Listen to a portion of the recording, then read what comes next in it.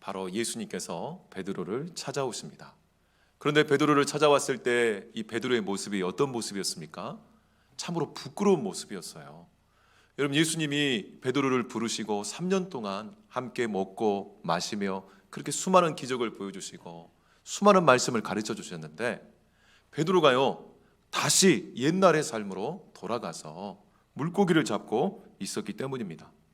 여러분, 이 베드로와 제자들은 왜 예수님을 만나기 전 그 모습으로 다시 돌아가고 말았을까요? 바로 그 이유는 바로 베드로 마음 안에 있는 이 상처와 자기 자신에 대한 실망 때문이에요. 여러분, 영상에서 보신 것처럼 바로 베드로가 예수님을 3번이나 부인하지 않았습니까? 그리고 예수님을 도망쳐서 자기 살겠다고 그렇게 숨어버렸어요. 그런데 우리가 지난주 요한복음 20장에서 말씀드린 것처럼 바로 숨어서 모든 방의 문들을 닫아버리고 마음의 문까지 닫아버린 이 제자들을 예수님이 찾아가셨습니다. 부활하신 예수님이 그들을 찾아가셔서 3가지 선물을 주셨다고 지난주에 말씀을 드렸습니다. 기억나십니까? 첫 번째는 뭐였습니까? 평강이 너희에게 있을지어다. 바로 평강을 주셨어요. 왜냐하면 제자들은요 지금 자기들도 예수님처럼 그렇게 붙잡혀서 십자가에 죽임당하면 어떻게 될까라고 하는 자기 죽음에 대한 공포와 불안을 갖고 있었기 때문에 예수님이 주신 이 평강으로 이 불안을 극복하고 죽음을 극복할 수 있는 선물을 주신 것입니다. 그리고 두 번째로 뭘 주셨습니까? 바로 사명을 주셨습니다. 여러분, 우리 인생이 왜 이렇게 허무하고 재미가 없을까요? 바로 자기 인생의 뜻을 알고 자기 인생의 비전과 목적을 발견한 사람은요 정말 힘있게 재미있게 살아갈 수가 있습니다. 여러분, 돈이 많고 권세가 있는 사람들이 왜 그렇게 무료하고 허망하게 악한 것에 중독이 되어서 살아갈까요? 어떤 사람은 술에 중독이 되어서, 어떤 사람은 도박에 중독이 되어서, 어떤 사람은 정말 음란하고 더러운 곳에 중독되어 살아가는 이유가 있다면 성경은 말씀합니다. 바로 비전을 잃어버렸기 때문에, 소명을 잃어버리고 자기 인생의 사명을 잃어버렸기 때문에 잠언에서 뭐라고 하냐면 방자하게 행한다. 이 방자하게 행한다가 무슨 뜻이냐면요 더럽고 악한 것에 중독이 되어서 그렇게 자기 인생의 소중한 시간을 허비하고 자기에게 주신 건강과 물질과 권세를 허비하면서 보내게 만든다. 이것이 바로 귀신과 사탄의 역사입니다. 그래서 예수님께서 말씀을 선포하시고 악한 귀신을 떠나가게 하신 건 뭡니까? 우리를 정말 악한 것에 중독이 되어서 자기 시간을 허비하고 자기 물질을 허비하며 허무하게 살아가는 인생들에게 진정한 비전을 주시기 위해서였다라고 말씀합니다. 그런데 여러분, 하나님께서 우리에게 주신 비전과 사명이요 내 오늘의 현실을 보고 내 상황을 보면 또 이렇게 늘 넘어지고 실패하는 내 스스로의 모습을 보면 우리는 무능력함을 느낄 수밖에 없습니다. 내가 도대체 무엇을 할 수 있다고 예수님이 이런 사명을 맡기실까? 내가 무엇을 할 수 있다고 이런 비전을 맡기시고 저렇게 말씀하실까? 그래서 3번째로 우리에게 가장 중요한 선물을 주시는데 그것이 무엇이라고 말씀드렸습니까? 바로 성령입니다. 성령. 정말 이 성령을 예수님은 우리에게 가장 좋은 거로 주시기를 원하신다고 누가복음에서도 말씀해요. 구하라 주실 것이요 아버지께서 너희에게 가장 좋은 성령을 주시지 않겠느냐라고 말씀하신 것처럼 우리가 진짜 평강을 누리고 주님이 주시는 사명을 발견해서 우리가 힘있게 살아가고 재미있게 살아가고 보람있게 살아가기 위해서 성령을 주신 줄 믿습니다. 우리 시우, 예수님께서 뭘 주셨다고요? 성령을 주셨다고요. 우리 시우가 오늘 표를 그렇게 하고 싶다고 해서 오늘 표를 넣었는데 우리 말씀에 집중하게요. 그래서 예수님께서 바로 우리에게 주신 3가지 선물 여러분 기억하셔야 돼요. 첫 번째 뭐였습니까? 우리 친구들 뭐였습니까? 따라서 합니다. 평강. 두 번째 뭐죠? 바로 따라서 합니다. 사명. 우리 연우가 제일 크게 하네요. 우리 유치원생인 연우가 사명을 주셨다. 3번째는 뭐였습니까? 성령. 따라서 합니다. 성령. 이 3가지를 주셨다는 겁니다. 그래서 우리가 불안을 극복하고 이 허무함을 극복하고 이 무능력함을 극복하고 정말 주님의 그 능력으로 승리하며 열매 맺으며 살 수 있도록 우리에게 선물로 주셨다는 겁니다. 여러분, 선물은 뭡니까? 내가 대가로 받는 것이 아니라 받을 자격이 없지만 순전히 나를 사랑하시는 분이 자기의 것을 나눠주신 거예요. 여러분, 왜 오늘 베드로와 제자들이 그렇게 도망치듯이 3년 전 예수님 만나기 전의 모습으로 돌아갔을까요? 이 베드로와 제자들이요, 예수님을 바라보지 못하고 실패하고 배신하고 정말 그렇게 좌절감에 빠진 자기를 바라봤기 때문에 결국은 돌아갈 수밖에 없었다는 겁니다. 오늘도 마찬가지입니다. 우리가 예수님을 믿고 구원받았고 한때는 정말 주님께 영광 돌리며 그렇게 뜨거운 헌신의 삶을 보냈지만 오늘 우리 마음 가운데 정말 내 현실과 내 연약한 모습 때문에 낙심이 되고 절망이 되어서 나 같은 것이 무슨 주님의 일을 하고 나 같은 것이 무슨 교회를 다니고 예수님을 믿는다 할 수 있을까? 이런 마음을 가지고 계신 분이 있다고 하면 다시 한번 우리가 생각해야 할 것은 뭡니까? 내 현실, 내 능력 보면요 절대로 주님께 나아갈 수 없습니다. 그런데 나를 찾아오시고 내게 이 세 가지 선물을 주시는 주님 때문에 우리가 다시 일어날 수 있음을 믿으시기를 주님의 이름으로 축원합니다. 그래서 오늘 말씀에서도 보신 것처럼 제자들이 왜 이렇게 헤매고 있느냐, 바로 요한복음 21장 4절 말씀이 바로 그것을 보여주고 있습니다. 우리 4절 말씀을 같이 한번 읽어볼까요? 시작. 날이 새어갈 때 예수께서 바닷가에 서셨으나 제자들이 예수이신 줄 알지 못하는지라. 아멘. 바로 예수님이 계시는데요 예수님을 못 알아보는 거예요. 그래서 제자들이 바로 이렇게 실패와 좌절감 속에서 뒤로 물러서고 영적으로 후퇴하는 것을 우리가 볼 수가 있다는 겁니다. 그렇기 때문에 항상 우리에게 중요한 건 뭡니까? 내가 지금 누구를 바라보느냐 알아요. 나를 바라보고 내 현실을 바라보느냐, 아니면 나와 영원히 함께 하시겠다고 약속하신 바로 주님을 바라보느냐. 주님을 바라보시기를 주님의 이름으로 축원합니다. 우리 옆에 보면서 인사하겠습니다. 예수님을 바라봅시다. 예수님만 바라봅시다. 그러면 우리에게 소망이 있다는 겁니다. 우리가 지난주에 부활주일 메시지를 나눴고 그 전주에는 바로 십자가의 고난의 메시지를 나눴습니다. 우리가 다시 복습하는 의미로 정말 우리가 사랑받기를 원하는데 바로 우리가 그 무한하시고 무조건적인 사랑을 어디에서 발견할 수 있습니까? 바로 예수님의 십자가의 죽으심을 통해서 우리가 발견할 수 있다는 거예요. 오늘도 진심으로 사랑받기를 원하는 분들은요 바로 예수님의 십자가의 죽으심의 이 성경 본문을 묵상하시고 기도할 때 성령께서 우리 마음에 그 위대하신 사랑을 부어주심을 믿으시기를 주님의 이름으로 축원합니다. 그리고 우리는 부활을 통해서 하나님의 이 무한하신 능력을 우리가 경험하게 된다고 지난주에 말씀드렸습니다. 정말 내가 정말 무기력하고 아무런 능력이 없다고 생각하시는 분들은 바로 예수님의 이 부활을 묵상하시고 기도하시기를 주님의 이름으로 축원합니다. 그러면 하나님의 무한하신 사랑이 우리에게 부어지고 하나님의 무한하신 능력이 우리에게 부어져서 정말 사랑받는 삶, 정말 능력 있는 삶을 우리에게 살게 해주신다. 여러분, 이게 복음입니다. 바로 예수 그리스도의 십자가의 죽으심과 예수님의 부활하심이 바로 복음의 핵심입니다. 우리가 이것을 믿고 이것을 나누며 이것을 전하는 것이 우리 모든 성도들의 소망이고 믿음이고 바로 비전이라는 것을 기억하시기를 주님의 이름으로 축원합니다. 이렇게 오늘 본문 말씀은요 1절부터 14절까지 말씀을 보면 이렇게 우리가 늘 넘어져요. 실패하고 좌절합니다. 여러분, 이건 당연한 거예요. 왜냐하면 나에게 능력이 애초부터 없었기 때문이에요. 여러분, 베드로가 주님만 바라볼 때는요 바다 위를 건너갔습니다. 근데 주님을 바라보는 시선을 놓치는 순간 어떻게 됩니까? 그 파도를 보고 자기 현실을 보는 순간 바로 바다에 빠지는 것을 볼 수가 있어요. 여러분, 우리는 언제든지 넘어질 수 있고 실패할 수 있습니다. 그런데 문제는 뭡니까? 그 이후에요. 실패했을 때 우리가 다시 일어나기 위해서 어떻게 해야 되느냐, 그것을 오늘 본문은 세 가지로 말씀해주고 있습니다. 오늘 5절 6절 말씀 우리 한번 같이 읽어보겠습니다. 시작. 예수께서 이르시되 얘들아 너희에게 고기가 있느냐? 대답하되 없나이다. 이르시되 그물을 배 오른편에 던지라. 그리하면 잡으리라 하시니 이에 던졌더니 물고기가 많아 그물을 들 수 없더라. 아멘.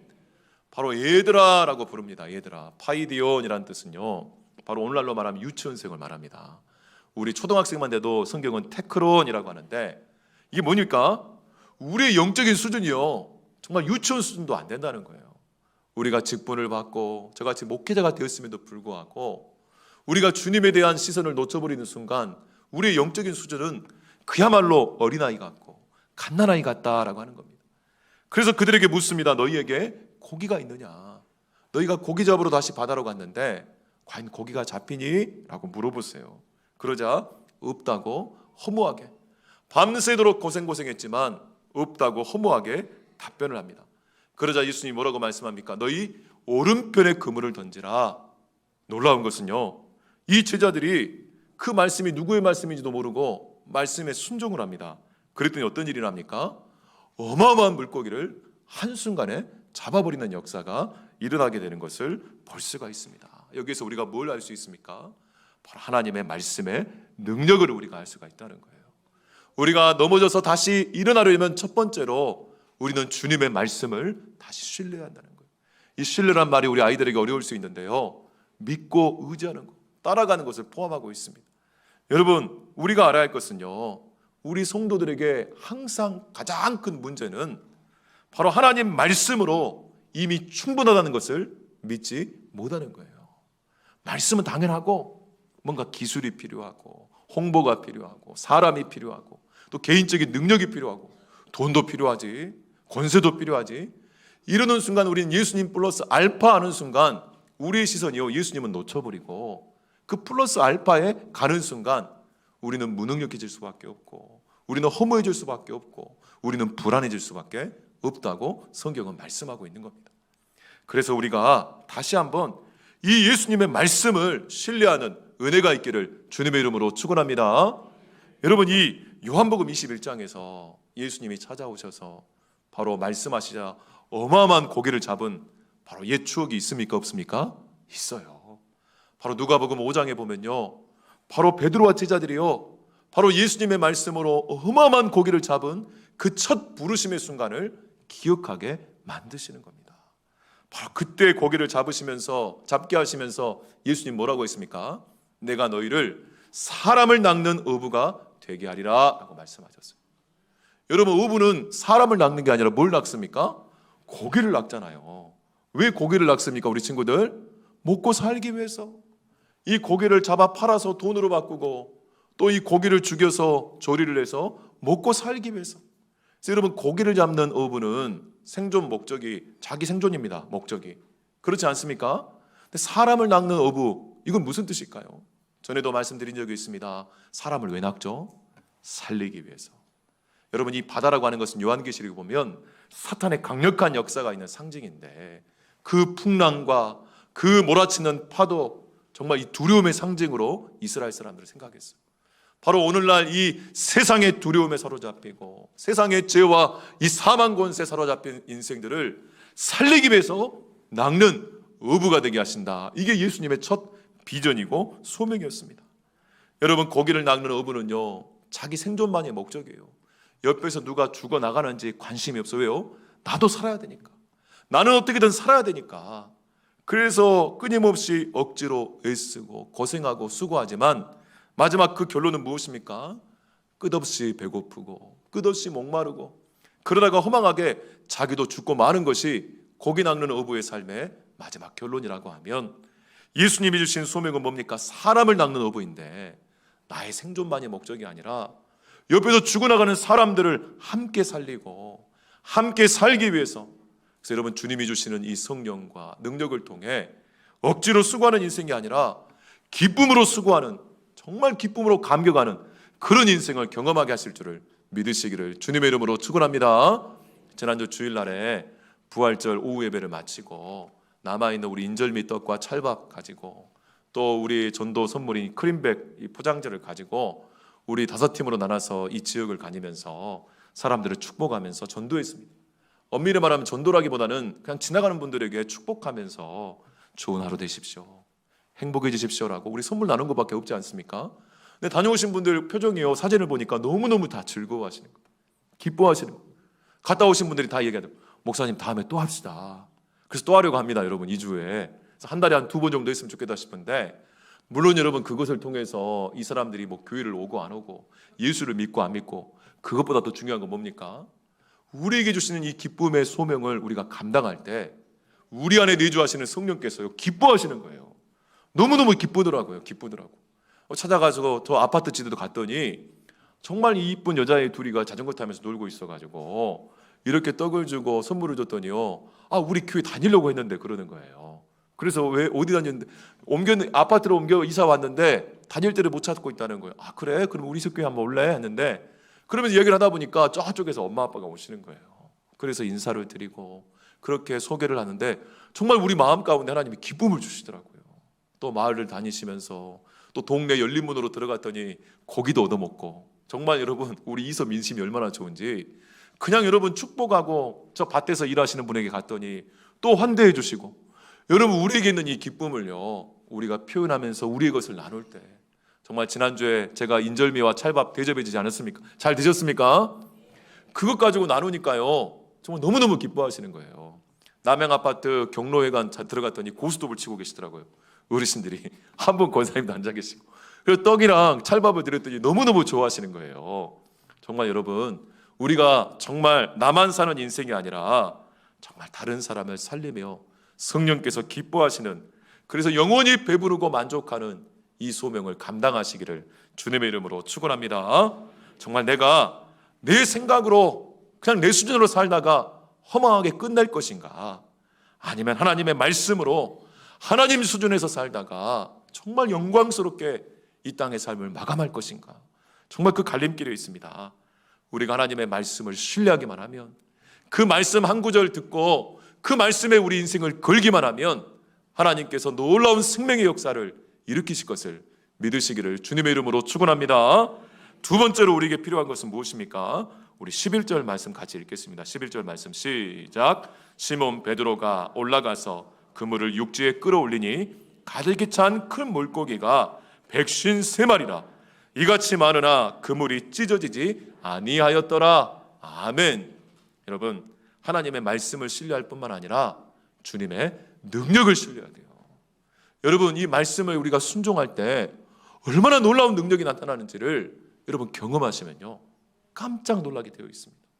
정말 여러분 오늘 몇 마리를 잡았다고 이야기합니까? 153마리를 잡았다는 거예요.